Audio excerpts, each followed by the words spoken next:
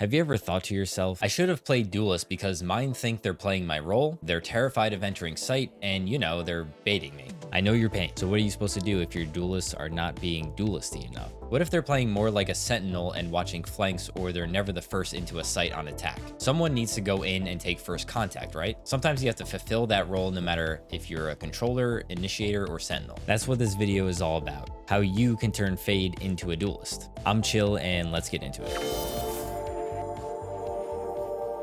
Before we get into how to play like a duelist, consider suggesting to your duelist to enter sight first, and you'll help them do it. If they are not comfortable or tell you to mind your business in a toxic, not very nice manner, then now you activate your duelist card to give your team a fighting chance. Alright, let's dive into how we can turn Fade into an even more lethal agent. So what is the role of a duelist? Coming from Riot, duelists are self-sufficient fraggers who their team expects through abilities and skill to get high frags and seek out engagements first. If we take this description and apply it to an initiator, we can get an idea of how you'll use your abilities with this in mind. Is there a way to use an initiator's abilities to get this playstyle to work? That is exactly what we need to figure out first. So here's how I believe Fade's abilities can work like a duelist. Duelists typically use one or two of their abilities to enter a site. They use movement abilities like dash or satchel jumps, which are used to get into a site quickly and avoid damage. A secondary ability like flash can clear angles and debuff the enemy in some way. Fade can apply her abilities to these principles in the same way a duelist would. Most duelists will use their abilities at close ranges to assist themselves and not necessarily their teammates. Think of it like you're using Sky's flashes. You've seen the clips of Sub Rosa flashing entire teams and swinging into 5 blinded enemies. That's exactly how you want to play with Fade. Positioning is also important here. You're no longer using more passive initiator positioning. Now you're first contact and the tip of the spear. You'll want to be in strategic positions that allow you to peek off your abilities depending on where you think an enemy may be. Alright, so let's look at how to use Fade's abilities like a duelist. Prowlers are essentially just flashes. Instead of controlling your prowlers to clear each and every angle, you now want to maybe turn once or twice somewhere close range so you can swing with your prowlers. You'll be controlling them less and letting go of left click to have your gun ready for a fight. Just like a duelist, you can use your prowlers as a blind or flash and then swing after it hits the defender. The cool thing about using prowlers like this is that even if the enemy shoots the prowler, you'll get an idea of where they are. Another way to do this on attack is during post plant. If you're in a 1v1 and the enemy starts defusing, you can send out a prowler which they will be forced to shoot. If you swing when they shoot the prowler, you have a good chance of winning the fight because they will have to readjust their crosshair very quickly to have a chance of shooting you. Just be careful of sending in the prowler and being in the same line of sight as it, because the defender won't have to readjust their aim as much. Also, swinging before the prowler is shot may get you killed if they gamble that you're going to peek and you walk into their crosshair. It's all mind games with post plant, so try not to forget that. Those are just two common scenarios you'll be able to utilize your prowler in a more aggressive duelist-like way. Now let's talk about how to leverage haunt close range as a way to make your enemies look away from you. If an enemy is revealed by your haunt, as you know, a trail will form. You can send your prowler to that trail and swing with it as your enemy shoots it or gets blinded by it. The enemy will either be forced to shoot you or the prowler. Now, even if you die, your enemy will be blind, allowing your teammates to follow up and trade. You'll want to use your haunt to clear areas that you will be making contact with first. Throwing it on the ground can be a quicker way to reveal where enemies are playing, so you'll have to worry less about clearing those 50-50 angles. Reducing the risk of your sight entry is important as a duelist, and this is a way to mimic that strategy. Now let's go over your C's ability. Once again, just like the other abilities, C's will work wonders in close ranges. Treat it more like a raise nade. Peeking right after they're tethered will automatically put you at a huge advantage since their health diminishes to either 75 with heavy shield, 50 with light shield, or 25 with no shield. So that timing is really important. Here's a graph of how many shots it takes with some of the more common guns when an enemy has reduced health. If you hit body shots, it will depend on what gun they're using and what armor they have.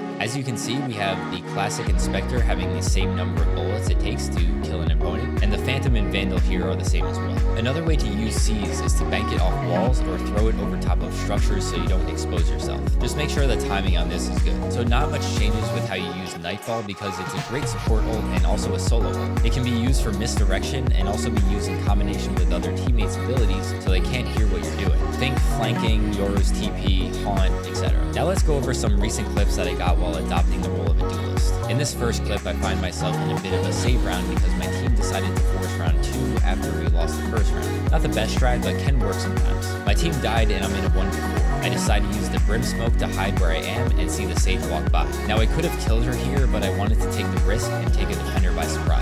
I hear chamber screens and decide to lurk up. I surprise him, get the pick, and steal his vandal. I know where the sage is, but the other two could be anywhere. Now I hear footsteps running towards me, so I take out my C's and use that bank shot technique, which ends up working perfectly. I could have also thrown the C's over top as well. After throwing a haunt for back sight, I hear an enemy shooting towards belt, so now I have info on one of the two remaining enemies. Luckily, the sage gives away her position, and I'm able to sneak back sight and find her barrel poking out behind the generator. I get in a bit of a whiff battle with the Jet, and lucky for me, they were able to give away their position. I use this opportunity to make a somewhat risky play on the zipline, but Jet turns her brain on and decides to wait out the round and play it safe. I realize this as well and just go for the kill since there's no chance of me planting now. I know Jet was making footsteps near spawn, so I head there and I'm able to get the pick just before the round ends. On to the next clip. Here's a nice ace I got on Pearl. It actually starts off with my KO getting a little overzealous and entering the site first. He ends up staying in the same position, so now I have to take fights and enter site with my Sova. I use my haunt lineup, which ends up tagging nothing, so I wait for a sign that an enemy is on site. That's when I hear Sky's flash go out and know that now my nightfall will probably hit them or at least push them off of site. Before entering site, I wait for the trails and prowler in. I get a pick and have to regroup after being flashed. I peek confidently here because I know the enemy is on a save round and get the pick on the Sky and the Sage. I've now created some space for my Sova to plant. KO gets opt, so now I have to be more cautious of peeking into that while Sova plants. Luckily, he tries to wallbang the Sova, which doesn't work. Chamber peeks with his headhunter, and I then run out of bullets and try to use my movement to dodge his shots, which thankfully works out for me. The classic never lets me down. Now my Sova gets opt, and I'm in a 1v1. I throw the C's to give myself a chance to reload, and since the Reyna is being tagged by Sova's dart, I have some time. My haunt comes back just in time, and I use it to swing the Reyna, getting the final pick. Now this was a bit risky to do since they were holding my angle with an op, so I could have fell back to A main, but I was feeling confident, so I went for it. Typical Duelist, right? Alright, let's do one more clip and get an idea of how Fade as a Duelist would approach a round on defense. I start up in a more aggressive position since I am using a Spectre this round. The enemy may not expect me there, and my abilities can all be used close range. I first spot multiple enemies with my haunt and realize there's a raise behind me. After getting that pick, I quickly 180 to make sure I'm not being pinched. Turns out I was. I see Reyna healing close and prepare for the swing. I use some sneaky movement here by counter strafing as I start shooting, while also crouching and keeping my momentum going to the right to get into cover and just give my enemy a hard time hitting me. I immediately use this opportunity to take out my C's to prevent a further assault from the attackers. After checking my flank, I turn back to spot Jet caught in my web of horrors, which gives reduced health, giving me an easy pick. I decide to keep the momentum going and get a little risky. I have to swap to my Ghost since I'm low on Spectre ammo and get a pick on Phoenix trying to fall back just before the neon wall goes up. I try to switch up to a big boy gun, but it unfortunately had 3 bullets, which is 1 less than I needed to get the ace. So that's the general idea here. Use your abilities at closer ranges and for your own benefit to entry for your team. Play in more aggressive positions and try not to be scared of taking fights. If you guys enjoyed this video, a like is very much appreciated. If you want to see more like this, subscribe and I'll do my best to offer that to you guys. Thanks for watching and I'll see you in the next one.